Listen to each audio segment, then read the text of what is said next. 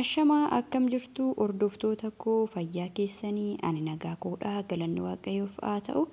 Egaa har'asii viidiyoo haaraadhaan walitti deebinee jirra. Osoo gara viidiyoo kiyya guyyaa har'aatti isin dabarsin dura warroonni chaanaala koof haaraa taatan chaanaalii koo subscribe gochuun maatii kiyyatti dabalamaan affeerraa kiyya. Egaa viidiyoo kiyya yoo jaalattan hiriyoota keessanii sheerii godhaa, laayikii godhaa, na jajjabeessaa isiniin jedha. Har'ammoo viidiyoo isin fayyada jedhee yaadu tokko qabadhee isiniif dhufe.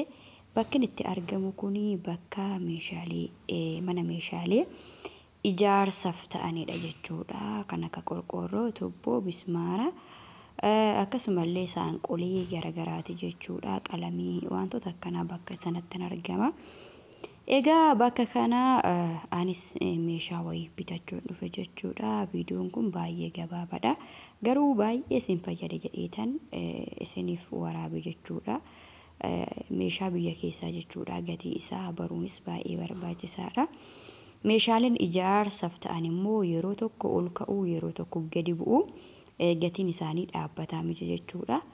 Keessattuu yeroo ammaa kana namoonni mana ijaarrachaa jirta yookiin ijaaruudhaaf ji'a kana yookiin torbee lamaan kana sadan kana ji'a lamaan kanallee haa ta'u ijaaruudhaaf karoora qabdanii carraa toltan jechuudha. Yeroo ammaa kana xiqqoo laftis ganna waan ta'eef akka biyya keenyatti laftis ganna waan ta'eef meeshaaleen ijaarsaaf ta'an baay'ee gadi bu'anii jiru.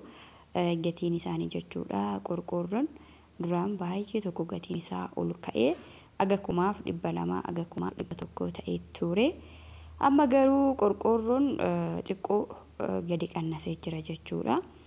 Qorqoorroon aandanyaan kan manaan ijaaran 800 jechuudha. Aandanyaan tokkoffaan isaa jechuudha.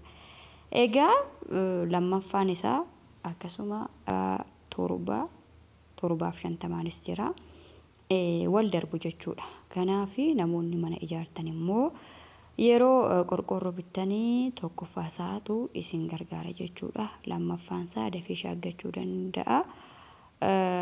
Isin jalaa baduu danda'a waan ta'eef. Egaan anillee kun qorqoorroo bitaa jira jechuudha. Kun qorqoorroo lakkaanii naamaranii alatti gadi naa babbaasaa jiru. Anumatu bitaa jechuudha isa kana. Akkuma argitan jechuudha meeshaaleen qorqoorroon gadi bu'ee jira jechuudha gatiin isaa. Anamma kan dallaadhaaf ta'u yookiin mana hindaanqotiif kan ta'uun bitaa jira jechuudha. Kunuun naa lakkaa'amta. Garanatti manii kan lakkaa'an suni lammaffaa isaati. Iddoo qorqoorroon baay'ina qabu nama tokko ta'ee kunuu kan lakkaa'ee diriirsaa jiru tokkoffaasaa isa birrii 800 jechuudha. Laanni lukaanirraa hojjete kuni. Egaa ani immoo lammaffaa isaan bita jechuudha. Lammaffaa isaa mana hindaanqotiif hin barbaade jechuudha. Kanaaf mana hindaanqotii immoo sadaffaa isaa lammaffaa isaa yoo bittanii bareedduudha. Garuu mana immoo yoo ijaartan tokkoffaan isaa bareedduudhaan isiniin jedha. Egaa akkuma argitanii qorqoorroon immoo bajaajii keessa taa'anii fi gaarii kiyya waan madhee kunuu gaarii kiyya irratti fe'ee bakka immoo saanqaa bitan deemeen jira jechuudha.